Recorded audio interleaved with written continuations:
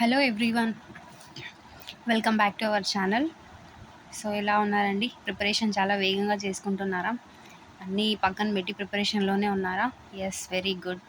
So ఇలా అయితేనే ఈసారి డిఎస్సి కొట్టబోతున్నాం, ఓకేనా? సరే, తెలుగు క్లాసెస్లో భాగంగా థర్డ్ ఫోర్త్ క్లాసెస్ కంప్లీట్గా ఇతివృత్తాలు, కవి పరిచయాలు అండ్ టెక్స్ట్ బుక్లో ఉన్నటువంటి గ్రామర్ని అయితే థర్డ్ ఫోర్త్ క్లాసెస్వి కంప్లీట్ చేసేసాము. అండ్ అవి చిన్న చిన్న వీడియోస్ లాగా చాలా వీడియోస్ చేయడం జరిగిందండి.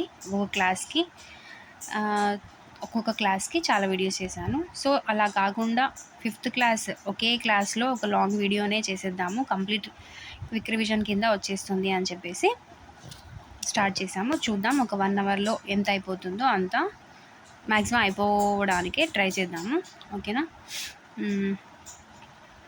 ఎస్. సో ఛానల్ని ఫస్ట్ టైం చూస్తున్న వాళ్ళు ప్లీజ్ సబ్స్క్రైబ్ చేసుకోండి అండ్ ఒక లైక్ ఇచ్చేసేయండి.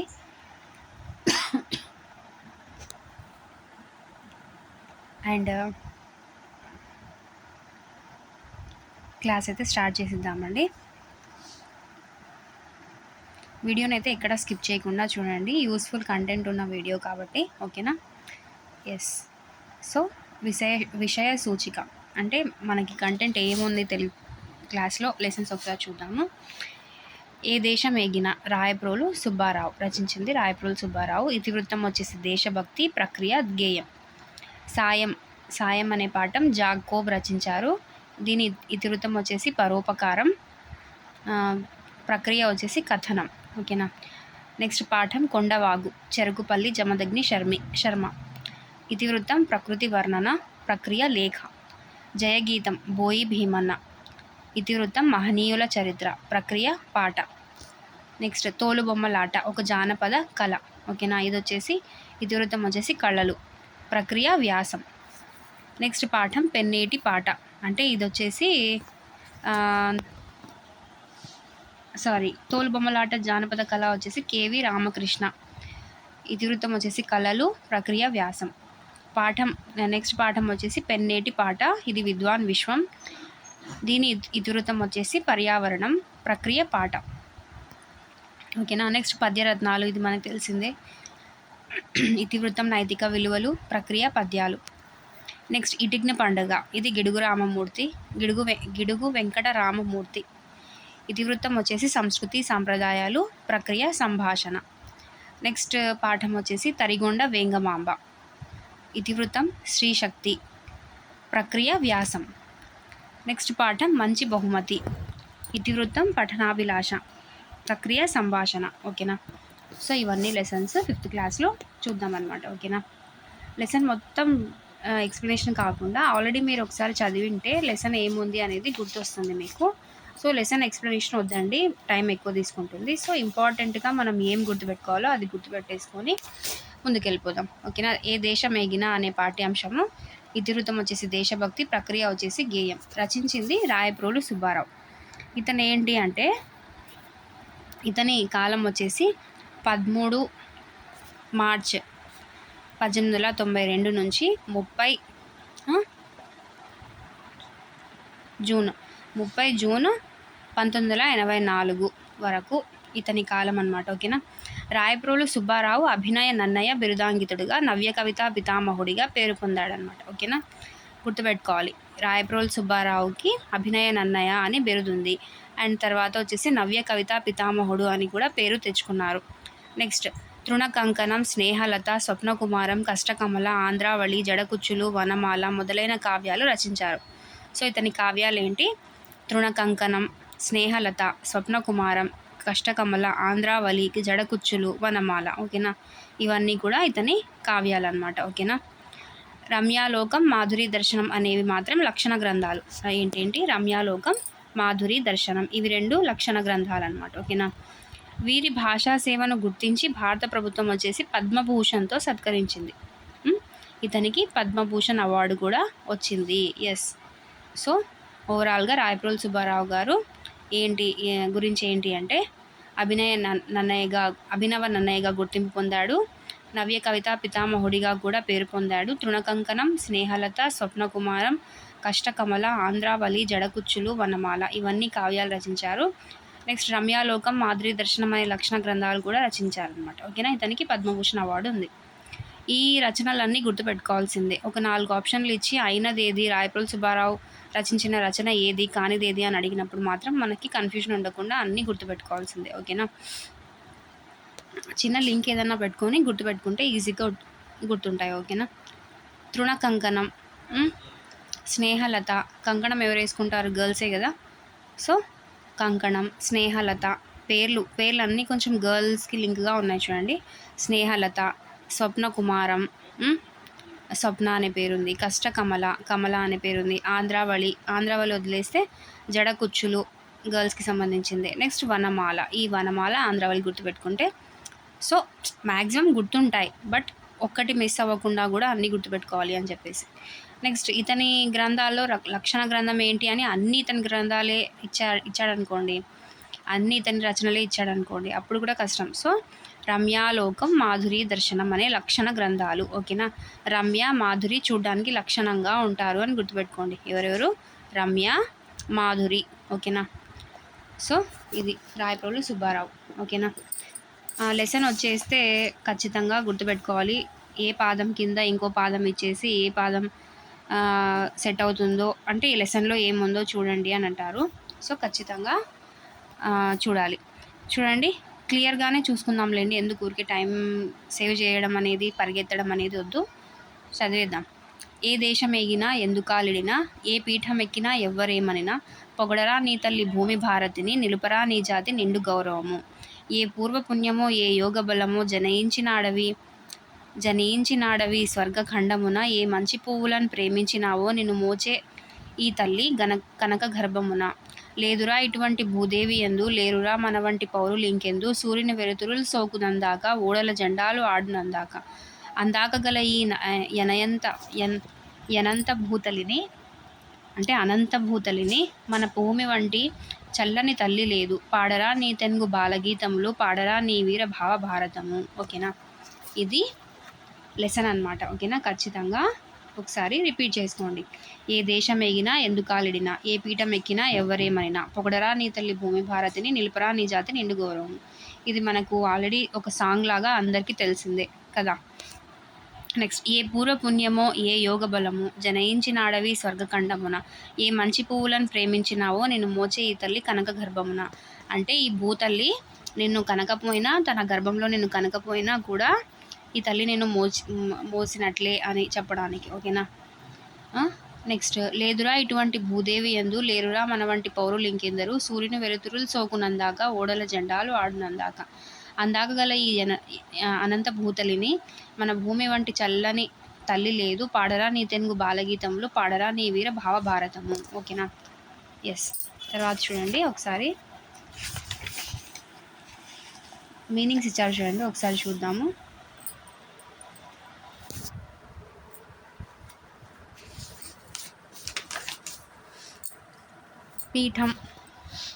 పీఠం గద్దె, సింహాసనం. యోగం అదృష్టం, స్వర్గఖండం స్వర్గం లాంటి ఈ భారతదేశం. జనయించుట పుట్టుట, తెలుగు.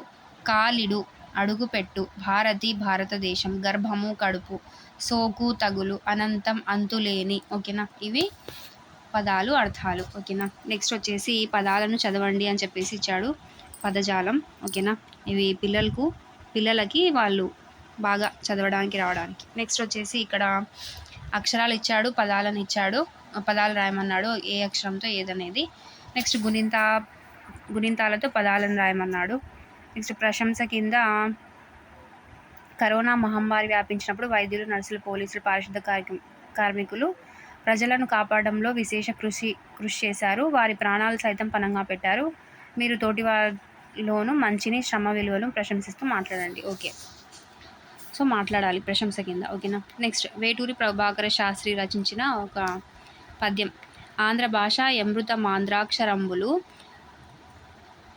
మురువులొలుకు గుండ్ర ముత్యములు, ఆంధ్రదేశమాయుర ఆరోగ్యవర్ధకం, బాంధ్ర జాతి నీతి ననుసరించు. అంటే ఆంధ్ర భాష అమృతం వంటిది, తెలుగు అక్షరాలు గుండ్రంగా ముత్యాల్లాగా ఉండి అందాలొలుకుతూ ఉంటాయి. ఆంధ్రదేశం ఆయుష్ను, ఆరోగ్యాన్ని వృద్ధి చేస్తుంది. ఆంధ్రజాతి ధర్మాన్ని అనుసరించి నడుచుకుంటుంది అని చెప్పేసి ఈ వేటూరి ప్రభాకర శాస్త్రి గారు రచించిన పద్యం అన్నమాట. ఓకేనా. నెక్స్ట్ చూడండి, వివేకానందుని షికాగో ప్రసంగం. వివేకానందుని షికాగో ప్రసంగం. ఏ దేశం ఎగినా ఎందుకాలిడినా పొగడరా నీ తల్లి భూమి భారతిని అని ఎక్కడికి వెళ్ళినా మన దేశపు గొప్పదనాన్ని తెలియజేయాలని తెలుసుకున్నాం కదా మనం లెసన్లో. సో అలా మన దేశ ఖ్యాతిని ప్రపంచానికి తెలియజేసిన వారు స్వామి వివేకానంద. అది ఎలాగో చూద్దాం. అదేంటో ఆయన షికాగోలో చేసిన ప్రసంగం ద్వారా తెలుసుకోండి. ఓకేనా. 1893 సెప్టెంబర్ 11వ తేదీన ఉదయం స్వామి వివేకానందునితో పాటు సర్వమత మహాసభ ప్రతినిధులందరూ షికాగోలోని కొలంబస్ హాలులోని ఒక విభాగంలో సమావేశమయ్యారు. వచ్చిన ప్రతినిధులంతా ఒకరి తర్వాత ఒకరు ప్రసంగిస్తున్నారు. వివేకానందుని వంతు వచ్చింది. వివేకానందుడు లేచాడు. ఒక క్షణం తన ఇష్టదైవాన్ని తలుచుకున్నాడు. అమెరికా దేశపు సోదరి మనులారా అంటూ సంబోధించాడు. ఆ సంబోధనతో అక్కడ అందరినీ ఒక మహోత్సవం ఆవహించింది. చెవులు చిల్లులు పడేటట్లు కరతాళ ధ్వనులు మిన్నంటాయి. వివేకానందుడు ఆ కరతాళ ధ్వనుల మధ్య కాసేపు మాట్లాడలేకపోయాడు. ఈ ఘనమైన స్వాగతానికి ఆయన చలించిపోయాడు. తన ఉపన్యాసాన్ని కొనసాగిస్తూ సమస్త మతాలకు, సమస్త ధర్మాలకు సనాతన ధర్మం తల్లి అనదగింది. ఓకేనా. సమస్త మతాలకు, సమస్త ధర్మాలకు సనాతన ధర్మం తల్లి అనదగింది. సహనాన్ని, సర్వమత సత్యత్వాన్ని లోకానికి బోధించిన సనాతన ధర్మం నా ధర్మం. సో ఇవి ఇంపార్టెంట్ చూడండి, ఇన్వర్టెడ్ కామర్స్లో ఉన్నవి అన్నీ. ఒక సెంటెన్స్ ఇచ్చి ఎవరన్నారు, అసలు ఆ సెంటెన్స్ తారుమారు చేసేసి దీంట్లో వివేకానందుని షికాగో ప్రసంగంలో కరెక్ట్ సెంటెన్స్ ఏంటి అని కూడా అడగచ్చు. కాన్సన్ట్రేట్ చేయండి బాగా. సర్వమత సహనాన్నే కాక సర్వమతాలు సత్యాలనే మేము విశ్వసిస్తాం. ఓకేనా. సర్వమత సహనాన్నే కాకుండా సర్వమతాలు సర్వమతాల్లో ఏం విశ్వసిస్తామంటే సత్యాలు. సర్వమతాలు సత్యాలనే మేము విశ్వసిస్తాం. పరపీడితులై శరణాగతులై వచ్చిన వారికి శరణ్యమైన దేశం నా దేశం. ఓకేనా. శాఖాభిమానం, మతమౌఢ్యం లాంటి వాటిని ఖండించి అవి లేనట్టు ఒక సమాజాన్ని రూపొందించాలనే ఒక సదుద్దేశంతో మీ ముందుకు వచ్చాను. అంటే ఏంటి, మతాలు, కులాలు, శాఖలు ఇవన్నీ ఏం లేవు, అవి లేనటువంటి ఒక సమాజాన్ని రూపొందించాలనే ఒక సదుద్దేశంతో ఇలా మేము ముందుకు వచ్చి ప్రసంగిస్తున్నాను అని చెప్తున్నాడు అనమాట వివేకానందుడు అని అన్నాడు. వివేకానందుడు అన్ని మతాలు ఒకటేనని, ఆ మతాల్లో జరిగే పూజా విధానాలన్నీ భగవంతుడి తత్వాన్ని తెలియజేసేవేనని వివేకానందుడు చెప్పాడనమాట. ఓకేనా. ప్రార్థనలు, కర్మకలాపాలు చిత్తశుద్ధికి పనికి వస్తాయి. ప్రార్థనలు, కర్మకలాపాలు చిత్తశుద్ధికి పనికి వస్తాయని ఎవరు చెప్పారు అంటే వివేకానందుడు. విగ్రహారాధన ధ్యానానికి ఉపయోగపడుతుంది. విగ్రహారాధన దేనికి ఉపయోగపడుతుందని వివేకానందుడు అన్నాడు అని చెప్పేసి, ధ్యానానికి, మంచి మనసు వికసించడానికి, సర్వతోముఖాభివృద్ధికి అయిపోయింది. గోవింద అన్నీ కరెక్టే అన్నట్లే ఉంటాయి ఆన్సర్స్. సో ఖచ్చితంగా టెక్స్ట్ బుక్లో ఉన్నట్లు గుర్తుపెట్టుకోవాలి. విగ్రహారాధన ధ్యానానికి ఉపయోగపడుతుంది. భగవంతుని దర్శనం లభించాలంటే ముందు మనలోని అహంకారం నశించాలి అని వివేకానందుడు చెప్పాడు. ఏంటంట, భగవంతుని దర్శనం లభించాలి అంటే ముందుగా మనలోని అహంకారం నశించాలి అని వివేకానందుడు చెప్పాడు. వివేకానంద స్వామి సనాతన ధర్మం గొప్పదనాన్ని లోకానికి తెలియజేశాడు. ఈ ప్రసంగం ద్వారా ప్రపంచ ప్రజలకు భారతీయ సంస్కృతి గొప్పదనాన్ని చాటాడనమాట. ఈ ప్రసంగంలో మొత్తం సనాతన ధర్మం గురించి చెప్పాడు. సహనం, సర్వమత సమానత్వము, సర్వమత సత్యము, సమస్త మతాలు, ధర్మాలు, సనాతన ధర్మం తల్లి, అన్ని మతాలకు, ధర్మాలకు ఎవరు తల్లి అంటే సనాతన ధర్మం తల్లి అని చెప్పాడనమాట. ఓకేనా. సో ఇలా ఇతను చెప్పాడు. సో ఈ వివేకానందుని షికాగో ప్రసంగాన్ని ఎవరు రచించారు అంటే స్వామి చిరతానంద. ఎవరు? స్వామి చిరతానంద. ఓకేనా. దీంతో ఫస్ట్ లెసన్ కంప్లీట్ అయింది. సెకండ్ లెసన్ ఏంటి? సాయం ఎవరు రచించారు? జాకోబ్ కదా. ఇది ఇతివృత్తం ఏంటి అంటే పరోపకారం. ప్రక్రియ వచ్చేసి కథనం. పరోపకారం అంటే ఇతరులకు సహాయం చేయడం. జాకోబ్ ఎవరు? దక్షిణాఫ్రికా నవలా రచయిత. ఓకేనా. మనకి థర్డ్ క్లాస్లో కూడా ఐకమత్యాన్ని రచించినది ఎవరు? Leo Tolstoy. రష్యాకి చెందిన లియో టాల్స్టాయ్. అది కూడా ఒక ఐకమత్యం అనేది కూడా ఒక అనువాద కథ. ఓకేనా. జాకోబ్ దక్షిణాఫ్రికా నవలా రచయిత, కథా రచయిత, కవి సంపాదకులు. ఇది ఒక అనువాద కథ. జాకోబ్ నవలలు రచించాడు, కథా రచయిత, కవి సంపాదకులు. సో ఇది అతని గురించి. అతని కాలం వచ్చేసి 1913 to 1991 అండి. ఓకేనా. నెక్స్ట్ వచ్చేసి సాయం ఏముంది లెసన్ అంటే బాగా వినండి బాగా. మీరు కూడా టెక్స్ట్ బుక్ ముందర పెట్టుకొని ఎక్కడైతే క్వశ్చన్ అడిగేలాగా ఉంటుందో అక్కడ అండర్లైన్ చేసుకోండి. సో ఇక్కడ వచ్చేసి మెయిన్ క్యారెక్టర్ ఎవరు అంటే రవి. రవికి పక్షులంటే చాలా ఇష్టం. వాటి మధురమైన కిలకిలా రావాలు వినడం మరీ ఇష్టం. రవి నిద్ర లేవగానే కిటికీ దగ్గరకు వచ్చి నిలబడతాడు. అక్కడ ఉన్న పక్షులన్నీ చూస్తూ వాటి ధ్వనులు వింటూ తన దినచర్యను మొదలు పెడతాడు. ఈ అందమైన చిన్న చిన్న పక్షులు ఎక్కడి నుండి వస్తాయో, ఎక్కడికి వెళ్తాయో అని ఆలోచిస్తూ ఉంటాడు. ఒకరోజు ఉదయం ఒక పెద్ద పక్షుల గుంపు వచ్చింది. రోజులాగే అవి విద్యుత్ తీగల మీద కూర్చున్నాయి. కిచకిచమంటూ రెక్కలాడిస్తున్నాయి. చీటికి మాటికి ఎగురుతూ మళ్ళీ వచ్చి అదే తీగపై వాలుతున్నాయి. ఇదంతా రవి ఆసక్తిగా చూస్తున్నాడు. కొద్దిసేపటికే ఒక్కొక్కటి పక్షులన్నీ ఎగిరిపోసాగాయి. కానీ ఒక పిచ్చుక అక్కడే ఉండిపోయింది. అది ఎగరడానికి ప్రయత్నిస్తోంది కానీ ఎగరలేకపోతుంది. రవి ఆ పిచ్చుకని చూశాడు. ఆ పిచ్చుక కాలు తీగలో ఇరుక్కుపోవడాన్ని గమనించాడు. ప్రతిరోజులాగే ఉదయం ఒకరోజు కూడా అలాగే చూస్తున్నాడు. అన్ని పిచ్చుకలు ఎగిరిపోతున్నప్పటికీ ఒక పిచ్చుక మాత్రం ఎగరలేక అక్కడే ఇరుక్కుపోయింది. ఏమిటా అని చూస్తే ఆ పిచ్చుక కాలు తీగలో ఇరుక్కుపోవడాన్ని రవి గమనిస్తాడు. అయ్యో అమ్మ, అటు చూడు, ఆ పిచ్చుక తీగలో ఇరుక్కుపోయింది అని అన్నాడు. పర్వాలేదు లేరా, కాసేపు అయితే అదే ఎగిరిపోతుంది అని అంది వాళ్ళమ్మ. కాదమ్మా, దాని కాలు తీగలో ఇరుక్కుపోయింది, అందుకే ఎగరలేకపోతుంది అన్నాడు. ఇలా తీగల్లో ఇరుక్కుపోతూనే ఉంటాయి, నువ్వు లోపలికి రా, దాని గురించి నువ్వేమీ ఆందోళన పడాల్సిన అవసరం లేదు అంటే అది వాళ్ళకి మామూలే, అది ఇరుక్కుపోయినా మళ్ళీ బయటికి ఎగురుతాయిలే, నువ్వేమంత ఆలోచించొద్దు అని వాళ్ళ అమ్మ అంటుంది.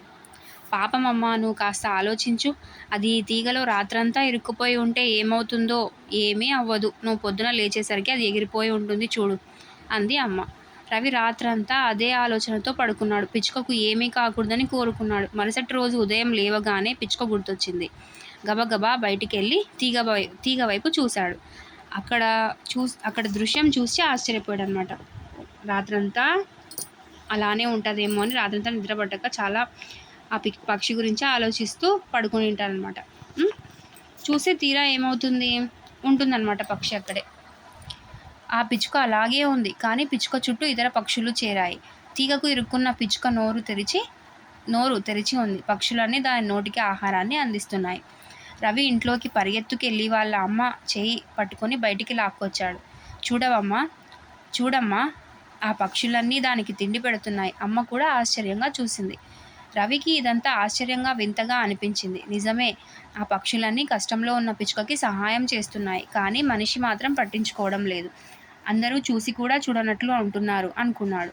ఇంతలో అక్కడికి వాళ్ళ నాన్న వచ్చాడు. రవి ఆశగా, నాన్న, ఆ పిచ్చుక చూడు, పాపం తీగలో ఇరుక్కుపోయింది, దాన్ని ఎలాగైనా కాపాడదాం నాన్న అన్నాడు. ఆ తీగలు చాలా పైకి ఉన్నాయిరా, దానిపైకి ఎక్కడం చాలా కష్టం, అందులోనూ కరెంటు తీగలు. మరి దాన్ని ఎవరు కాపాడతారు నాన్న అడిగాడు రవి. ఆ పిచ్చుకను కాపాడాలంటే ఒకటే మార్గం. ఎవరైనా విద్యుత్ సరఫరా ఆఫీస్కు వెళ్ళి విద్యుత్ సరఫరా ఆపివేస్తే దాన్ని రక్షించవచ్చు. అది కూడా విద్యుత్ ఆఫీసు వాళ్ళే వచ్చి చేయాలి. నువ్వు ముందు బడికి బయలుదేరు, ఇప్పటికే ఆలస్యమైంది అన్నాడు.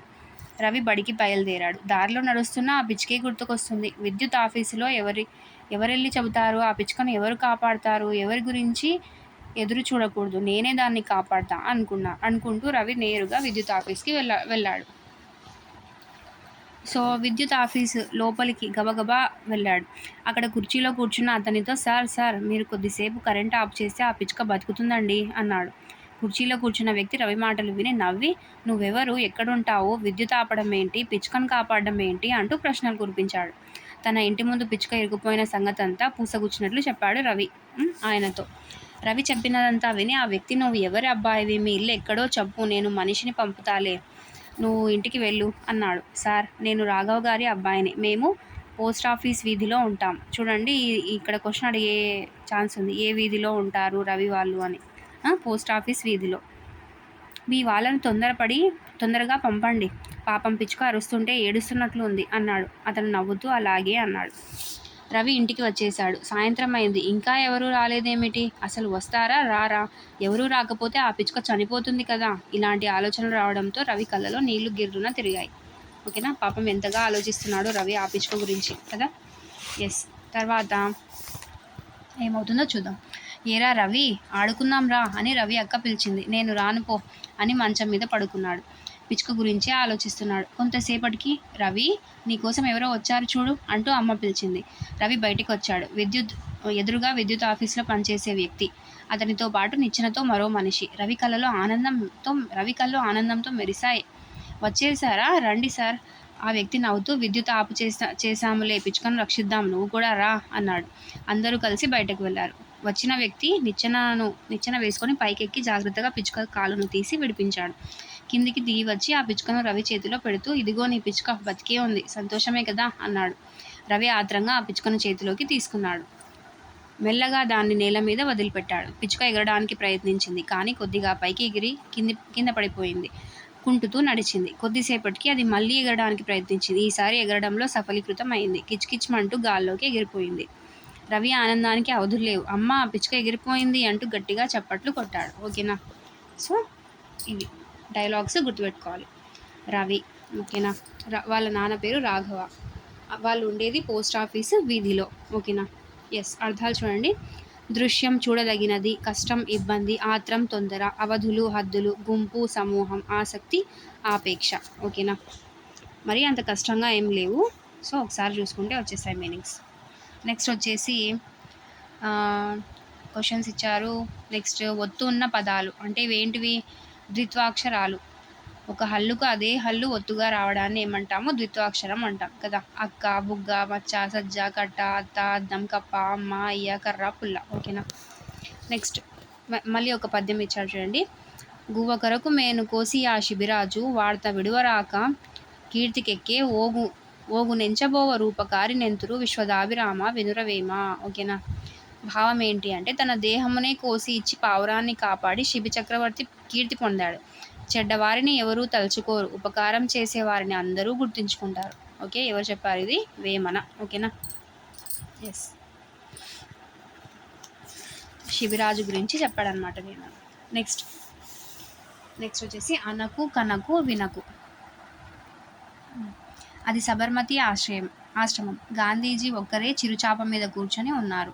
ఆయన అప్పుడే భగవద్గీత పారాయణం చేసి పుస్తకాన్ని ముందున్న చెక్కపెట్టె మీద పెట్టారు. నిన్న ఎవరో తనకు బహుమానంగా తెచ్చిన బొమ్మ వైపు దీక్షగా చూస్తున్నారు బాపూజీ. మహాదేవ దేశాయ్ లోపలికి వచ్చాడు. తదేక ధ్యానంగా ప్రతిమ వైపు చూస్తున్న బాపూజీని చూశాడు. ఏకాగ్రతతో ఉన్న గాంధీజీని వెనుక నుంచి ఎవరో నవ్వుతున్నట్లు అనిపించింది. బాపు వెనక్కి తిరిగి చూచారు. మహాదేవ్ దేశాయ్ నిలబడి నవ్వుతూ కనిపించాడు. మహాదేవ్ భాయ్, రా కూర్చో, ఎందుకు నవ్వుతున్నావు అన్నాడు గాంధీజీ. మిమ్మల్ని మీరు మరచి ఆ పెట్టె మీద బొమ్మనే చూస్తుంటే నాకు నవ్వు వచ్చింది బాపూజీ అని దేశాయ్ మళ్ళీ పక్కపక్క నవ్వడం మొదలుపెట్టాడు. గాంధీజీ దేశాయ్ భుజం మీద చేయి వేసి తట్టుతూ, అసలు ఈ బొమ్మను చూసావా, ఎంత గొప్పగా ఉన్నదో అన్నాడు. అవును, 3 కోతులు చాలా అందంగా ఉన్నాయి అన్నాడు దేశాయ్. కోతులు కాదు, అవి నా గురువులు అని గాంధీజీ ఆ కోతుల బొమ్మను మహాదేవ్ దేశాయ్కి చూపిస్తూ, ఇదిగో చూడు, ఈ బొమ్మలో 3 కోతులు కనిపిస్తున్నాయి కదా, అవి మూడు పనులు చేస్తూ మనకు 3 విధాలైన ఉపదేశాలు ఇస్తున్నాయి. మొదటి బొమ్మ చూడు, 2 చేతులతో నోరు మూసుకొని కూర్చుంది, అంటే చెడు మాట్లాడవద్దు అని. రెండో బొమ్మ చూడు, 2 చేతులతో 2 కళ్ళు మూసుకొని కూర్చుంది, అంటే చెడు చూడకు అని అర్థం అన్నాడు గాంధీజీ. గాంధీజీ మాటలు విని మహాదేవ్ దేశాయ్ ఆశ్చర్యచకితుడయ్యాడు. మూడో బొమ్మ వైపు చూడు, ఏం చేస్తున్నదో చెప్పు అన్నాడు మళ్ళీ గాంధీజీ. అది తన 2 చేతులతో గట్టిగా 2 చెవులు మూసుకుంది అన్నాడు దేశాయ్. దాని అర్థం ఏమిటంటే, చెడు మాటల్ని వినవద్దు అని అది మనల్ని హెచ్చరిస్తుంది. మొత్తం మీద ఈ 3 కోతులు చెడు అనకు, చెడు కనకు, చెడు వినకు అని మానవులకు హితోపదేశం చేస్తున్నాయని నా ఉద్దేశం. ఏమంటావు అన్నాడు.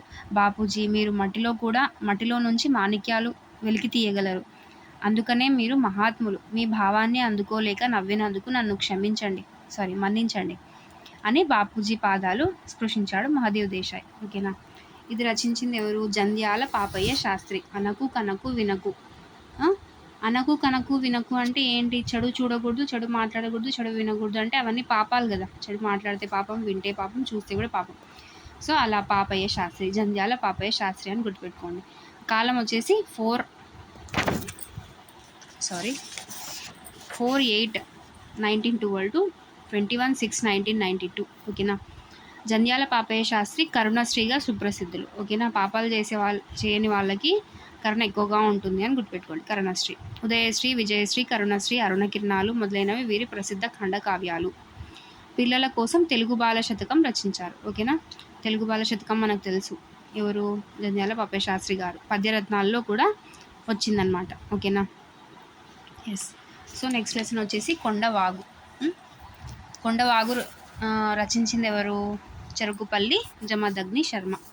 సో ఇది ఏంటి ఇతివృత్తం అంటే ప్రకృతి వర్ణన ప్రక్రియ వచ్చేసి లేఖ రూపంలో ఉంది లెసన్. ఓకేనా. చెరుకుపల్లి జమదగ్ని శర్మ 1920 to 1986. చెరుకుపల్లి జమదగ్ని శర్మ కవి, కథకుడు. ఓకేనా. కవి మాత్రమే కాదు, కథకుడు కూడా. జమదగ్ని అనే కలం పేరుతో రచనలు రాశాడు. సో తన పేరే తన కలం పేరుగా మార్చుకున్నాడు, జమదగ్ని. మహోదయం, చిలుకా గోరింక, అన్నదమ్ములు, ధర్మదీక్ష మొదలైనవి వీరి రచనలు. మహోదయం, ధర్మదీక్ష, చిలుకా గోరింక, అన్నదమ్ములు. ఓకేనా. నెక్స్ట్ పిల్లల మనస్తత్వ చిత్రణ ప్రధానంగా కథలు రాశారు. పిల్లల మనస్తత్వ చిత్రణ ప్రధానంగా కథలు రాశారు. ఈ లైన్ ఇంపార్టెంట్, బిట్ అడగొచ్చు. ఓకేనా. పిల్లల మనస్తత్వ చిత్రణ ప్రధానంగా కథలు రాసిన రచయిత ఎవరు? చెరుకుపల్లి జమదగ్ని శర్మ. ఓకేనా. నెక్స్ట్ ప్రియమైన వెంకట్ అనే లెటర్ లాగా స్టార్ట్ అవుతుందన్నమాట ఈ లెసన్. ప్రియమైన వెంకట్, నేను క్షేమంగా ఉన్నాను. ఎవరు రాస్తున్నారు ఈ లెటర్ అంటే జావేద్ రాస్తున్నాడు అనమాట. వెంకట్కి జావేద్ రాస్తున్నాడు. నేను క్షేమంగా ఉన్నాను. నువ్వు మన స్నేహితులు రహీం, డేవిడ్ ఎలా ఉన్నారు? నేను మొన్న దసరా సెలవులకు రామం వాళ్ళ ఊరికి వెళ్ళాను. వాళ్ళ ఊరు నాకు భలే నచ్చింది. ఆ ఊరి విశేషాలు నీతో చెప్పకుండా ఉండలేను అనేసి అదిగో ఇక్కడ ఫ్రెండ్స్ వాళ్ళు ఎలా ఊరికి వెళ్ళారు, ఏమేమి ఎంజాయ్ చేశారు అనేది రాశాడనమాట. నేను రామం సూర్య.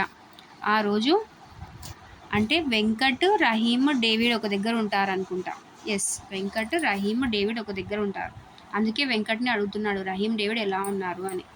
సో ఇక్కడ ఎవరెవరు వెళ్ళారు అంటే జావేద్, రామం, సూర్య. రామం వాళ్ళ ఊరికి జావేద్, సూర్య వెళ్ళారు. ముగ్గురు కలిసి ఊరు చూశారనమాట. నేను, రామం, సూర్య ఆ రోజు మధ్యాహ్నం ఊరి పరిసరాలు చూడడానికి వెళ్ళాం. ఆ ఊరి చుట్టూ రకరకాల కొండలు, వాగులు, పచ్చని చెట్లు ఉన్నాయి. ఆ ఊరికి ఆనుకొని ఒక ఊటవాగు ఉంది. ఊటవాగు పారుతుంది. ఆ ఊరి వాళ్ళు దాన్ని కామధేనువుగా భావిస్తారు. ఎస్, ఊటవాగుని దేంతో పోల్చారు, దేనిలాగా భావించారు అంటే కామధేనువు. ఓకేనా, అంటే ఆవు అన్నమాట. ఓకేనా. దాని వెంబడి కొంత దూరం ఇసుక మేట వేసి లంకగా ఏర్పడింది. చుట్టూరా బిలబిలమంటూ నీళ్లు పారుతుంటే అక్కడ కాసేపు ఆనందంగా కూర్చున్నాం. అక్కడ కూర్చున్నంతసేపు ఆ వాగు ఎక్కడ పుట్టింది, అక్కడికి ఎలా వెళ్ళడం అనే ఆలోచనలు కలిగాయి. వెంటనే ఈ వాగు పుట్టిన చోటు ఎంత దూరం అని రామంని అడిగాను. కొంచెం దూరమే కానీ వెళ్ళవచ్చు అన్నాడు. సరే వెళ్దామని అందరం బయలుదేరాం. అదంతా మిట్టపల్లాల దారి, అంటే ఎగుడు దిగుడుగా ఉంటుందన్నమాట. అలాంటి చోట నడిచే అలవాటు నాకు లేదు. అలా ఒక అరగంట నడిచాం. అక్కడ కొండ మీద నుండి జాలువారుతున్న బోల్డన్ని నీటి పాయలున్నాయి. అక్కడ అలా ముందుకు వెళ్ళాం. అక్కడ ఆ గుట్టల్లో ఉన్నది ఒక నీటి బుగ్గ. అక్కడి నుండి నీళ్లు బయలుదేరి ఇలా పాయలుగా వస్తున్నాయి. అంటే ఆ వాగు ఎక్కడ పుట్టిందో చూడ్డానికి వెళ్ళారు కదా. సో ఆ చోటుకు వెళ్ళేసి అక్కడ నుండి ఆ ఊటవాగే కాదు ఇంకా నీటి పాయలు కూడా పారుతూ ఉన్నాయి అని చెప్తున్నారు. అవి కొన్ని పారుతూ ఉన్నాయి, కొన్ని నృత్యం చేస్తున్నాయి, కొన్ని పాము నడకలు నడుస్తున్నాయి. సో ఈ నీటి పాయల్ని దేనిలాగా పోల్చారు అంటే పాము నడకలు. ఓకేనా. అదే ఊటవాగు అయితే కామధేను. ఓకేనా. కొన్ని బుసబుస పొంగుతూ ఉన్నాయి. ఇవన్నీ వచ్చి ఏకమై వాగుగా మారి ముందుకు పోతున్నాయి. అక్కడి ఒక బండ మీద కూర్చున్నాం. సింహాసనం లాంటి ఆ బండ మీద కూర్చుని చూస్తుంటే సూర్యకాంతి పడి ఆ పాయలని తలతలా మెరుస్తూ కనిపించాయి. బండని దేంతో పోల్చారు? సింహాసనంతో. ఓకేనా. బిలబిలమంటూ అవి పారుతుంటే నాకు భలే ముచ్చటేసింది. ఆ ఉత్సాహంతో ఆ విశాలమైన బండ మీద పడి గెంతుతూ మేమే రాజులం అంటూ గోల చేశాం. అప్పటికే మేము వచ్చి చాలాసేపు అయింది. సంధ్యవేళ కావస్తుంది, అంటే సాయంత్రం. అయితే ఏమి కొండ మీద వెలుగు బాగానే ఉంది. వేసవి పొద్దు కదా, ఇంకా గంటసేపు కూర్చోవచ్చు అనుకున్నాం. నా మటుకు నాకు అక్కడి నుండి కదలాలని అనిపించలేదు. అలా చుట్టూ చూస్తూనే కూర్చున్నాం. అక్కడి నుండి చూస్తుంటే ఆ ప్రపంచమంతా వివిధ రంగులతో తయారు చేసిన దేశపటంలా కనిపిస్తుంది. అక్కడి నుంచి చూస్తుంటే ఆ ప్రదేశం ఎలా కనిపించిందంటే రంగులతో తయారు చేసిన దేశపటం, మ్యాప్ లాగా. కాలిదారులు, వాగులు, రోడ్లు అంతకంతకు వెడల్పైన గీతల్లా కనిపిస్తున్నాయి. దూరాన ఉన్న ఇళ్ళన్నీ కొండపల్లి బొమ్మల్లా. ఎస్, ఇళ్ళన్నీ ఎలా కనిపించాయి అంటే కొండపల్లి బొమ్మల్లా కనిపించాయి. ఆ ఎత్తు మీది నుండి చూస్తే ఎటు చూసినా ప్రకృతి సౌందర్యమే కనిపిస్తుంది. ఆ నేల అంతా అందంగా ఉంది అనుకుంటే ఆకాశం మరింత అందంగా ఉంది. నేల అందంగా ఉంది అనుకుంటే ఆకాశం ఇంకా అందంగా కనిపిస్తుందంట. ఆకాశం ఆ ఎత్తు నుండి చూస్తే అత్యద్భుతంగా కనిపించింది. ఒక మూల ఏ మార్పు లేకుండా వట్టి నీలంగా ఉంది. ఇంకో మూల పింజె మబ్బుల ఒకదాని మీద ఒకటి పడి దొర్లుతూ రకరకాల విన్యాసాలు చేస్తున్నాయి. తూర్పుకు తిరిగితే నల్లని మేఘాలు ఒత్తుగా కదులుతున్నాయి. అవి కాసేపు ఏనుగులు బారులు తీసి వరుసగా నడుస్తున్నట్లు, కొన్ని కదం తొక్కుతున్నట్లు అనిపించాయి. ఇటు పశ్చిమానికి తిరిగితే భూమి ఆకాశాలు కలిసే చోట ఆకాశం ఎర్రని మంటతో పొగలు కక్కుతున్నట్లు అనిపించింది. ఓకేనా. నల్లని మేఘాలను దేనితో పోల్చారు? ఏనుగులు బారులు తీసిన వరుసగా నడుస్తున్నట్లు, కదం తొక్కుతున్నట్లు కనిపిస్తున్నాయి అని చెప్తున్నారు అన్నమాట. ఓకేనా. అలా చూస్తూ ఉండగానే చీకటి పడడం ప్రారంభించింది. మా రామం ఈలపాట పాడుతుంటే సూర్య దానికి తాళం వేస్తున్నాడు. ఇక బయలుదేరుదామని ముగ్గురము ఆ బండ దిగి ఇదెంత బాగుందిరా అదెంత బాగుందిరా అనుకుంటూ ఉత్సాహంగా ఇంటి దారి పట్టాం. చూడాలనుకోవాలే గాని ప్రకృతిలో ప్రతి దృశ్యం అందమైనదే, వినాలనుకోవాలే గాని ప్రకృతిలో ప్రతి శబ్దం అద్భుతమైనదే. ఈ 2 లైన్స్ ఇచ్చి ఏ లెసన్లోది అని అడగొచ్చు. ఓకేనా. మన మిత్రులకు ఈ లేఖ చూపించు. మీరు కూడా ఎప్పుడో ఒకసారి ఈ ఊరు తప్పక చూడండి. నీ అనుభవాల్ని నాతో పంచుకుంటావు కదూ. నీ ప్రియమైన స్నేహితుడు జావేద్ రాస్తున్నాడు లేఖ. ఎవరికి? వెంకట్కి. ఓకేనా. సో జావేద్తో పాటు ఎవరెవరు ఊరు చూశారు? రామం, సూర్య. అసలు ఆ ఊరు ఎవరిది? రామంది కదా. ఎస్. నెక్స్ట్ వచ్చేసి మీనింగ్స్ అన్నమాట. అర్థాలు. పదాలు, అర్థాలు. మేట అంటే ఇసుక ప్రదేశం. వాగు చిన్న ఏరు. జాలువారు జారుతున్న. బాట దారి. క్షేమం కులాస. పొద్దు రోజు దినం. దృశ్యం సన్నివేశం చూడదగినది. బారులు అంటే వరసలు. లంక నదిలో పైకి లేచి ఉన్న భూభాగం. అంటే నదిలో ఒక భూభాగం పైకి లేచి ఉంటుందన్నమాట. అంటే దాని మీద నీళ్లు పారవు. అలాంటి ప్రదేశాన్ని లంక అంటారు. లంక ప్రదేశం అంటారు కదా అది. కదం తొక్కు అంటే ఉత్సాహంతో ముందుకెళ్ళు. ఓకేనా. నెక్స్ట్ వచ్చేసి ఇక్కడ క్వశ్చన్స్ ఇచ్చారు, వినండి, ఆలోచించండి. నెక్స్ట్ చదవడంలో సూర్యకాంతి పడి ఆ పాయలని తలతలా మెరుస్తున్నాయి. కింది వాక్యాలు పాఠంలో ఏ పేరాలో ఉన్నాయో గుర్తించాలి. ఓకేనా. అది. నెక్స్ట్ హెలెన్ కెల్లర్ గురించి ఇచ్చారు చూడండి. హెలెన్ కెల్లర్ మన అందరిలా చూడలేదు, కానీ స్పర్శ ద్వారా గ్రహిస్తుంది. ఆమె ఏమంటుందో ఆమె మాటల్లోనే చూడండి. పోకచెక్క నున్నదనాన్ని, దేవదారు వృక్షాల కరుగుదనాన్ని నా స్పర్శతో గుర్తిస్తాను. దేవదారు వృక్షాల కరుగుదనాన్ని, పోకచెక్క నున్నదనాన్ని నా స్పర్శతో గుర్తిస్తాను. వసంతకాలంలో కొత్త పరిమళాల పూల కోసం అన్వేషిస్తాను. పట్టు వంటి ఆ పూల రెక్కల మృదుత్వాన్ని తాకినప్పుడు, వాటి సువాసనను ఆస్వాదించినప్పుడు చెప్పలేనంత ఆనందం కలుగుతుంది అని హెలెన్ కెల్లర్ అంటుందన్నమాట. ఒక చెట్టు కొమ్మను చేతిని ఆనించగానే ఏదో ఒక పక్షి కుహుకుహు శబ్దాలు చెవుల్లో మ్రోగుతాయి. సెలయేటి ప్రవాహంలో చేతిని ఉంచినప్పుడు వేళ్ల సందుల నుండి నీళ్లు ప్రవహించడం నాకు పట్టరాని ఆనందాన్ని ఇస్తుంది. ఎస్. సో ఇవన్నీ తన కళ్ళు కనబడకపోయినా తను ఎలా సెన్స్ ఫీల్ అవుతుంది అనేది ఇక్కడ ఈ పేరాలో ఇచ్చారనమాట. ఓన్లీ స్పర్శ ద్వారా, వినడం ద్వారా. ఓకేనా. నెక్స్ట్ హెలెన్ కెల్లర్ స్పర్శ ద్వారా క్వశ్చన్స్ ఇచ్చాడు ఈ పేరా గురించి, చేసేయచ్చు. నెక్స్ట్ వచ్చేసి కీర్తన ఫిబ్రవరి 10వ తేదీన తన డైరీలో ఈ విధంగా రాసుకుంది. డైరీ చదవండి, ప్రశ్నలు తయారు చేయండి. ఓకేనా. సో ఏమి ఇచ్చారనే చూద్దాం. 10 ఫిబ్రవరి సోమవారం. ఈ రోజు ఉదయం విజయవాడ గుణదల మేరీ మాత ఉత్సవాలకు వెళ్ళాం. చర్చి దగ్గర భక్తులతో చాలా రద్దీగా ఉంది. ఏ రోజంట? విజయవాడ గుణదల మేరీమాత ఉత్సవాలు ఎప్పుడు జరుగుతాయంటే 10 ఫిబ్రవరి. ఓకేనా. ఫిబ్రవరి 10. భక్తులందరూ ఉత్సాహంగా కొండపైకి నడిచి వెళ్తున్నారు. మేమంతా కొండపైకి నడిచి వెళ్ళాం. ప్రార్థనలో పాల్గొన్నాం. మేరీమాతను దర్శించుకున్నాం. కొండపై నుంచి ఊరంతా భలే అందంగా కనిపించింది. ఓకేనా. అక్కడే ఉన్న బొమ్మల దుకాణాల్లో బొమ్మలు కొనుక్కున్నాం. పీచు మిఠాయి, మరమరాలు తీసుకొని తిన్నాం. తాజా జామకాయలు కొనుక్కున్నాం. సాయంత్రం వేళకి ఆనందంగా ఇంటికి చేరుకున్నాం. ఓకేనా. దీంట్లో క్వశ్చన్స్ ఫ్రేమ్ చేయాలి అంటున్నారు. ఓకేనా, చేయొచ్చు. నెక్స్ట్ వచ్చేసి ఇంపార్టెంట్ చూడండి. కింద గీతాన్ని చదవండి. మొదటి వాక్యం ఏ పదంతో ముగుస్తుందో, రెండో వాక్యం ఆ పదంతో ప్రారంభమవడాన్ని ముక్తపద గ్రస్తం అంటారు. ఇది అలంకారాల్లో ఒకటనమాట. ముక్తపద గ్రస్తం. గీత గీసిన పదాలను ఉపయోగించి ఇలాంటి వాక్యాలను మీరు రాయండి. అంటే ఒక లైన్లో ఒక వర్డ్ని విడిచిపెట్టి మళ్ళీ అదే లైన్ అదే లాస్ట్ వర్డ్ని మళ్ళీ వెంట తీసుకొని రావడం అనేది ముక్తపద గ్రస్తం. మొదటి వాక్యం ఏ పదంతో ముగుస్తుందో రెండో వాక్యం ఆ పదంతో ప్రారంభం అవడాన్ని ముక్తపద గ్రస్తం అంటారు. చూడండి ఏంటో. సెలయేటి దరినొక్క చెంగల్వ బాట, బాట వెంటనే పోతే పువ్వుల తోట, తోటలో ఒక పెద్ద దొరలుండు కోట, కోటలో రతనాలు కూర్చిన పీట, పీటపై రానుల్ల ప్రియమైన ఆట, ఆటకే కోయిలల అందాల పాట, పాటయే పసమించు బంగారు మూట. సో బాట మళ్ళీ స్టార్ట్ అయింది, బాటతో. తోట మళ్ళీ స్టార్ట్ అయింది. అంటే ఒక పదం ఎండింగ్ పదం మళ్ళీ రెండవ పదంలో స్టార్టింగ్ పదం అవుతుంది అనమాట. సో దాన్ని ముక్తపద గ్రస్తం అంటున్నాం. ఓకేనా, గుర్తుపెట్టుకోవాలి. సో ఇక్కడ చూడండి, వేటిని దేంతో పోల్చాడు అనేది మనం చదువుకున్నాం కదా ఇందాక. వాగుని దేంతో పోల్చాడు? కామధేను. వాగు అన్న ఊటవాగు అన్న ఒకటి.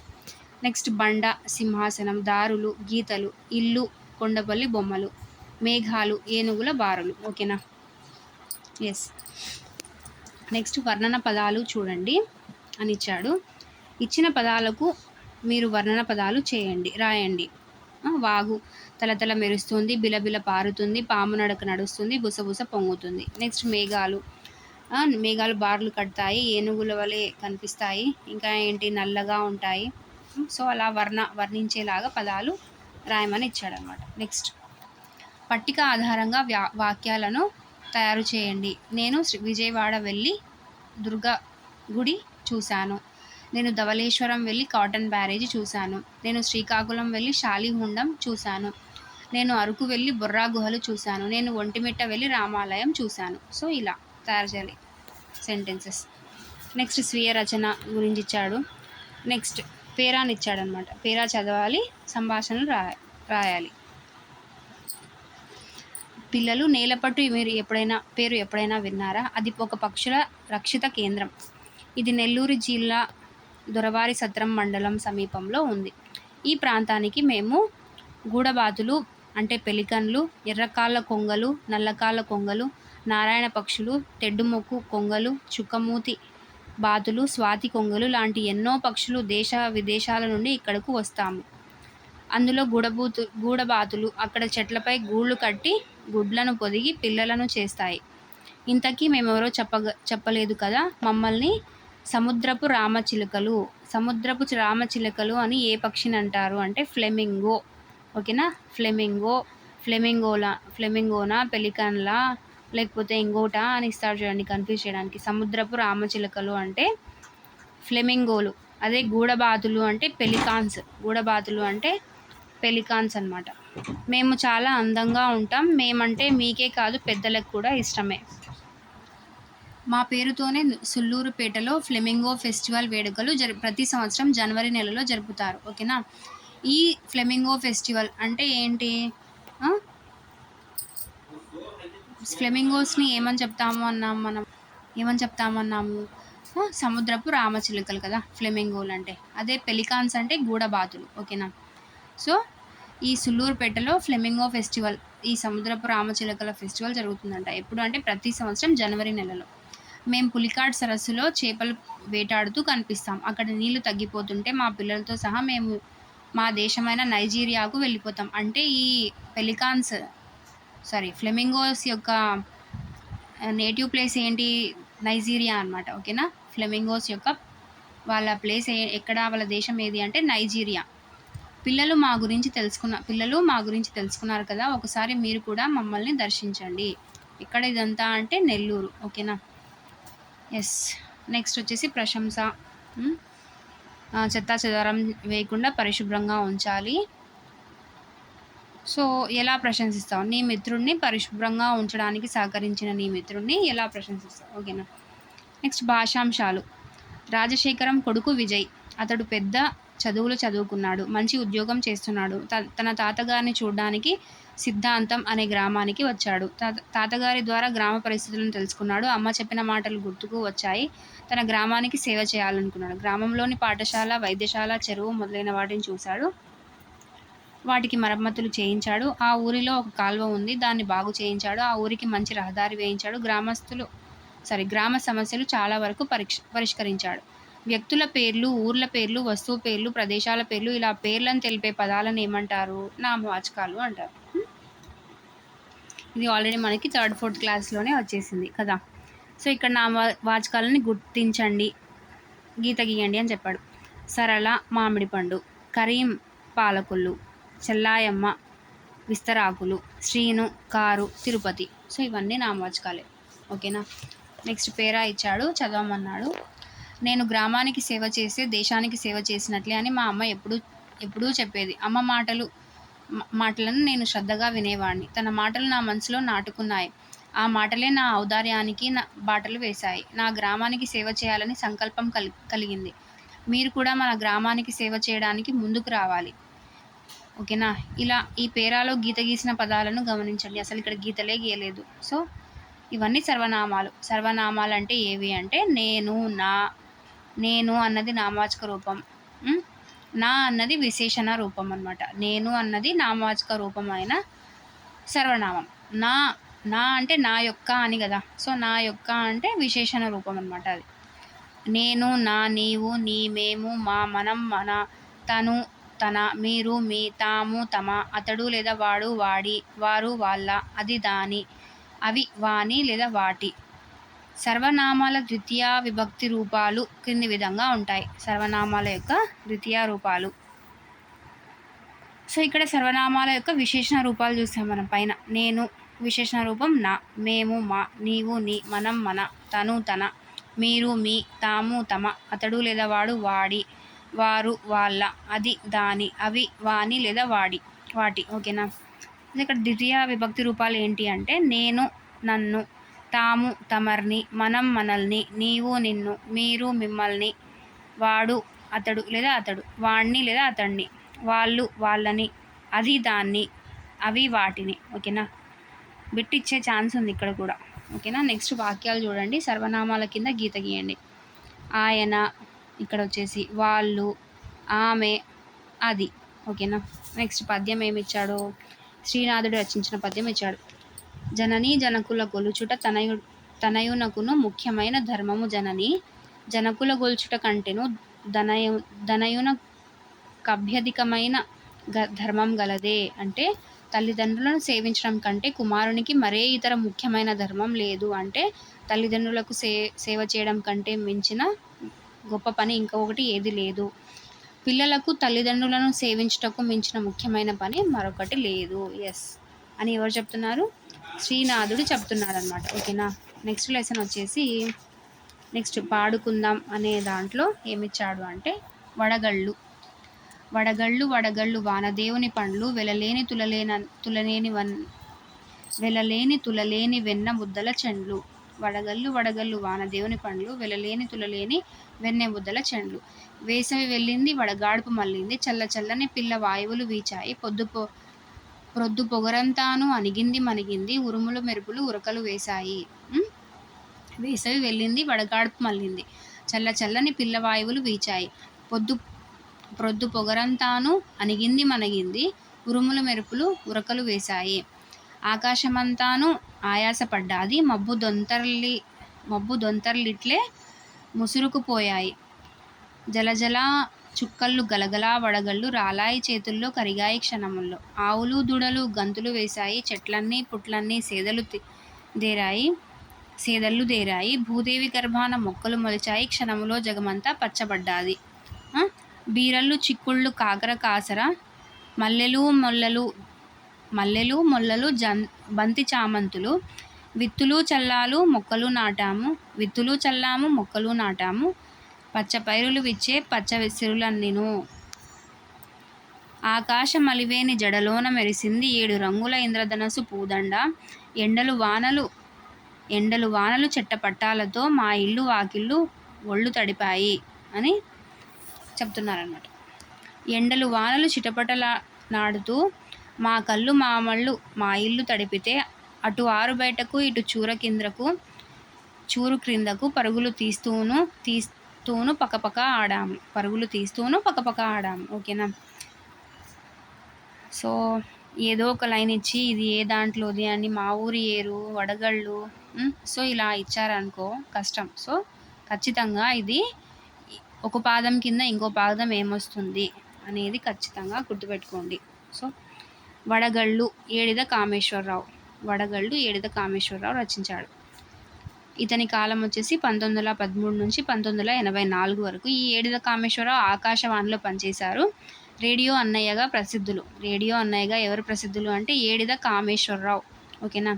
ఇతను రచించిన రచనలు వచ్చేసి రాష్ట్ర గీతం, జైలు రోజులు, ఇండోనేషియా చరిత్ర. ఓకేనా.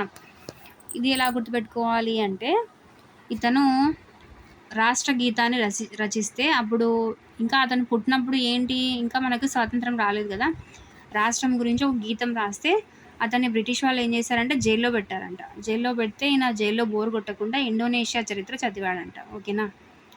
మామూలుగా ఇతను ఆకాశవాణిలో పనిచేశాడు కదా, అందుకే ఇతన్ని రేడియో అన్నయ్య అంటున్నాం కదా. సో ఇతను రేడియో అన్నయ్యగా చేస్తూ రాష్ట్రం గురించి గీతం పాడాడనమాట రేడియోలో. అది నచ్చక బ్రిటిష్ వాళ్ళు విని జైల్లో పాడేస్తారు. జైల్లో పాడేస్తే ఇతనికి బోర్ కొట్టి ఇండోనేషియా చరిత్ర చదువుతాడనమాట. ట్రిక్ నచ్చిందా? ఓకే, ఫాలో అయిపోండి. బాలల కోసం ఎన్నో పాటలు, నాటకాలు రాశాడనమాట. రచనలే కాదు, ఎన్నో పాటలు, నాటికలు కూడా రాశారు. ఓకేనా. నెక్స్ట్ 4th లెసన్ వచ్చేసి జయగీతం. జయగీతం ఇతివృత్తం వచ్చేసి మహనీయుల చరిత్ర. ఇది వచ్చేసి ప్రక్రియ వచ్చేసి పాట. గీతం అంటున్నాం కదా, పాట. ఓకేనా. నెక్స్ట్ బోయి భీమన్న ఎవరు రచించారు? బోయి భీమన్న. ఇతని కాలం వచ్చేసి 1911 to 2005. ఓకేనా. బోయి భీమన్న ఒక గొప్ప రచయిత అనమాట. ఇతని గురించి బాగా గుర్తుపెట్టుకోవాలి. బోయి భీమన్న కవి, నాటకకర్త, పాలేరు,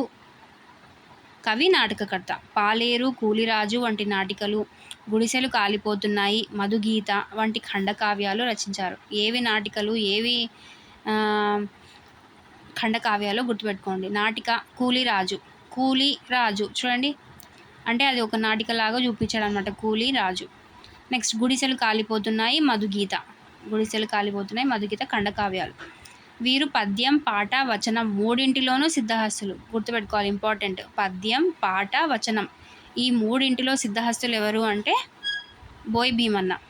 పాలేరు నుండి పద్మశ్రీ వరకు అన్నది ఏంటి అంటే వీరి స్వీయ చరిత్ర. ఎస్, పాలేరు నుండి పద్మశ్రీ వరకు అన్నది వీరి స్వీయ చరిత్ర. వీరు కేంద్ర సాహిత్య అకాడమీ పురస్కారం పొందారు. దేనికి అంటే గుడిసెలు కాలిపోతున్నాయి అనే రచనకు కేంద్ర సాహిత్య అకాడమీ అవార్డు పొందాడనమాట. ఓకేనా. గుర్తుపెట్టుకోవాలి, ఇవన్నీ ఇంపార్టెంటే, బాగా గుర్తుపెట్టుకోవాలి. చూద్దాం ఏంటో ఈ పాట. గీతం కదా, పాట. జయ జయ జయ అంబేద్కర, జయ దళిత జనస్వర, జయ మానవ మందార, జయ భారత భాస్కర, నవభారత సంవిధాన ధర్మ పథక నిర్మాత, భువి సమస్త పీడిత జన దుఃఖ శాంతి తదాగత, వేదాలను శోధించి వేదాంతమును అధిగమించి మనిషి మనిషిగా బ్రతుకుటే మహితమన్న మహాశయ, అస్పృశ్యత రూపమాపి అగ్ర అంత్య భేదముడిపి నిష్కుల భారత జాతికి నీడైన బోధిప్రియ, జాతీయ సమైక్యానికి మతాతీత రాజ్యానికి ప్రజాస్వామ్య ధర్మానికి ప్రాణమైన సంఘర్షి, జగతికి స్వేచ్ఛా సమత సౌభ్రాత్రములను కూర్పగా జనమెల్ల పోరాడిన జనగణ విప్లవ యోధ, అందకాలమున పుట్టి అవనికి దీపము పెట్టి పంకమెను మదించి మహికి పరిమళ మొసగిన సూరి, రాళ్లకు జీవము పోసి మ్రోళ్లను చిగురింపజేసి మట్టి నుండి మానవులను మలిచిన కారణ జన్మ. ఓకేనా. అంటే మొత్తం ఈ గీతం, జయగీతం దేని గురించి అంటే అంబేద్కర్. అతను ఏమేం చేశాడు? షెడ్యూల్డ్ కులాలు, ఓకేనా, ఈ అస్పృశ్యత రూపమాపాలి, గుళ్ళోకి తక్కువ కులాల వాళ్ళని రాణించకూడదు అనే ఒక మూఢనమ్మకాలు, సో జాతీయ సమైక్యతకు, మతాతీత రాజ్యానికి ఇతను కృషి చేశాడనమాట. సో ఇతని గురించి అనమాట ఇది. సో ఖచ్చితంగా ఇవన్నీ లైన్స్ అన్నీ గుర్తుపెట్టుకోవాలి, దేని కింద దేని తర్వాత ఏది వస్తుంది అనేది. ఓకేనా. నెక్స్ట్ వచ్చేసి అర్థాలు ఇచ్చారు చూడండి. భాస్కర సూర్యుడా, సంవిధానం అంటే రాజ్యాంగం, తథాగత అంటే బుద్ధుడా, వేదాంతం ఉపనిషత్తులు, మదించి చిలికి జగతి లోకం, శోధించి పరిశీలించి, మహితము గొప్పదనము, అస్పృశ్యత అంటరానితనం, అంత్య చివర ఉడిపి తొలగించి, సౌభ్రాత్రం సోదరభావం, పంకం బురద మట్టి, మ్రోళ్ళు ఆకులు రాలిన చెట్లు. మోడు బారింది చెట్టు అంటాం కదా, అట్లా మ్రోళ్ళు అంటే ఆకులు రాలిన చెట్లు. సంఘర్షణ మదనపడు, నిష్కుల కులము లేని, నిష్కుల అంటే కులము లేని. ఓకేనా, ఇవి పదాలు అర్థాలు. సంవిధానం గుర్తుపెట్టుకోవాలి. రాజ్యాంగం. తథాగత అంటే బుద్ధుడా. ఉడిపి అంటే తొలగించి, ఉడిపి అంటే తొలగించి. ఓకేనా. సూరి అంటే పండితుడు. చూడండి ఇక్కడ సూరి అంటే పండితుడు, ఇది ఎక్స్ట్రా. నెక్స్ట్ గేమ్ ఆధారంగా ప్రాసపదాలు. ఎస్, మనకు తెలుసు ప్రాసపదాలు అంటే ఎండింగ్ ఒకటే రైమింగ్ వర్డ్స్ లాగా వచ్చేవి. జంట పదాలు అని కూడా అంటారు, అనుకరణ పదాలు అని కూడా అంటారు ప్రాసపదాలు. మీరు కావాలంటే మన ప్రీవియస్ వీడియో 3rd క్లాస్ పూర్తి టెక్స్చువల్ గ్రామర్ అని చేశాను ఒక వీడియో, దాంట్లో చూడండి ప్రాసపదాలు, జంట పదాలు, అనుకరణ పదాలు, ద్విత్వాక్షరాలు, సంయుక్తాక్షరాలు, ఇంకా బేసిక్ గ్రామర్ పార్ట్ అంతా చెప్పేశాను దాంట్లో. చెక్అవుట్ చేసుకోండి ఒకసారి. నెక్స్ట్ ఇక్కడ సంభాషణ చూడమన్నారు, ఇది మనకు అంత అవసరం లేదు. నెక్స్ట్ వచ్చేసి ఎవరెవరితో అన్నారు సంభాషణ. ఈ మొత్తం సంభాషణ చదివిన తర్వాత ఎవరెవరితో అన్నారని క్వశ్చన్స్ ఇచ్చారు. నెక్స్ట్ వచ్చేసి ఇక్కడ కూడా ఒక పద్యం లాగా ఇచ్చాడు. విద్య కొరకు కదలిరా, ఆత్మగౌరవంతో కఠిన దీక్షతో జ్ఞాన సంపదలు సేకరించుకో, విద్య లేనిదే జీవితం వృధా, ఆనంద జీవనం విద్యతోనే కదా, సోమరిగా గడపవద్దు, విద్య కొరకు కదులు ముందు, మన బిడ్డలను చదివిద్దాం, బ్రతుకు చక్కదిద్దుకుందాం, సువర్ణ అవకాశం ఒకటి నీ ముందున్నది తెలుసుకో, విద్య కొరకు కదులురా. సో ఇక్కడ కూడా క్వశ్చన్స్ ఇచ్చారు, దాని గురించి చేసేయచ్చు. నెక్స్ట్ సంవిధానం, రాజ్యాంగం, తథాగతుడు బుద్ధుడు, వేదాంతం ఉపనిషత్తులు, యోధ వీరుడు, సూరి పండితుడు. సూరి పండితుడు. ఓకేనా. నెక్స్ట్ సొంత వాక్యాలు రాయమన్నాడు ఇక్కడ. సూర్యుడు, భారతదేశం, జగతి, భూమి, పంకం అంటే ఏంటి, బురద కదా, వేదాంతం, రోళ్ళు అంటే ఆకులు రాలిన చెట్లు, అంత్య అంటే లాస్ట్ అని. నెక్స్ట్ స్వర రచన, స్వీయ రచన చేయమన్నారు ఇక్కడ. సృజనాత్మకత కింద బాల కార్మిక నిర్మూలనకు నినాదాలు తయారు చేయడం. నినాదాలు తయారు చేయడం అనేది దేని కిందకి వస్తుంది అంటే సృజనాత్మకత, అంటే ఓన్గా రాయాలి కదా, అలా. నెక్స్ట్ ప్రశంసలో వచ్చేసి అదే ఒక జబ్బుతో పడిన ఆవిడకి నువ్వు ఎలా సహాయం చేస్తావు, సరే ఒకవేళ ఆ సహాయం చేసిన బాలుని నువ్వు ఎలా ప్రశంసిస్తావు, ప్రశంస. ఓకేనా. నెక్స్ట్ ఇక్కడ విశేషణం గురించి చూడండి. విశేషణం అంటే ఏంటి మనకు తెలుసు కదా, నామవాచక గుణాలను తెలియజేసే పదాలు.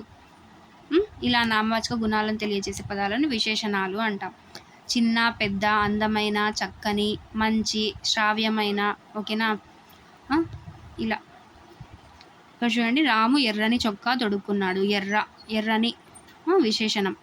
ఆకాశం నల్లని మబ్బులతో ఉంది. జయంతి కొత్త కలం కొన్నది. తోలుబొమ్మలాట ప్రాచీన కళారూపం. స్వర్ణ శ్రావ్యమైన పాట పాడుతుంది. ఓకేనా. ఇక్కడ కూడా గీత గీసిన పదాలను గమనించమన్నాడు. క్రియలు, ఇక్కడ వచ్చేసి క్రియల గురించి ఇచ్చాడు. నిద్ర లేచింది, కూర్చున్నది, తీర్చుకున్నది, అడిగింది, పూర్తి చేసింది, భోజనం చేసింది, సర్దుకుంది, బడికి వెళ్ళింది. సో ఇవన్నీ కూడా క్రియలు అన్నమాట. అంటే ఏంటి క్రియలు అంటే పని చేసే పదాలన్నీ క్రియలే. తాతయ్య కథ చదివాడు. అనూష పుస్తకం చదివింది. పుస్తకం బల్లపై పెట్టాను. ఏనుగు చెరుకుగడ తినింది. రవి చిత్రాలు గీశాడు. సో ఇలా. నెక్స్ట్ ఏమి ఇచ్చాడు, కొన్ని విశేషణాలు ఇచ్చాడు. క్రియా విశేషణాలు ఏంటంట, క్రియాపదానికి ముందు కూడా కొన్ని విశేషణాలు వస్తాయి, వాటిని క్రియా విశేషణాలు అంటారు. ఓకేనా. రాము పాట చక్కగా పాడాడు. రాము పాట చక్కగా పాడాడు. క్రింది వాక్యాలలో క్రియాపదాల ముందు సరైన విశేషణ పదాన్ని చేర్చి రాయండి. ఓకేనా. అంటే ఏంటంటున్నాడు ఇక్కడ, ఒక క్రియాపదానికి ముందు కొన్ని విశేషణాలు వస్తాయి, వాటిని క్రియా విశేషణాలు అంటారు. ఓకేనా. రాము పాట పాడాడు అంటే పాడాడు అనేది క్రియ. రాము పాట చక్కగా పాడాడు అంటే చక్కగా అనేది క్రియా విశేషణం. ఓకేనా. నెక్స్ట్ నిశాంత్ వేగంగా పరిగెత్తాడు. సక్రు చెట్టుపైకి నెమ్మదిగా ఎక్కాడు. తేజు అందంగా నాట్యం చేస్తుంది. గౌతమ్ గబగబా నడుస్తున్నాడు. ఓకేనా. సో ఇలా. నెక్స్ట్ పద్యం వచ్చేసి, ఎరుకగల వారి చరితలు గరుచుచు, సజ్జనుల గోష్ఠి గదలక ధర్మం బెరుగుచు, నెరిగిన దానిని కనుష్ఠించునది సమంజస బుద్ధిన్. ఓకేనా. ఇదెవరు అంటే నన్నయ్య. జ్ఞానవంతుల చరిత్రలు తెలుసుకోవాలి, మంచివారి సాంగత్యంతో ధర్మం గ్రహించాలి, తెలుసుకున్న ధర్మాన్ని మరవకుండా మంచి బుద్ధితో ఆచరించాలి. ఓకేనా. ఇదంతా ఏంటి, నన్నయ్య గారు రచించిన పద్యం. అంటే మంచివారి జ్ఞానవంతమైన చరిత్రలు తెలుసుకోవాలి, మంచివారితోనే సాంగత్యం చేయాలి, అందులో ఉన్న ధర్మం గ్రహించాలి, తెలుసుకున్న ధర్మాన్ని ఏం చేయాలి, మరవకుండా మంచి బుద్ధితో ఆచరించాలి. ఓకేనా. ఇదన్నమాట.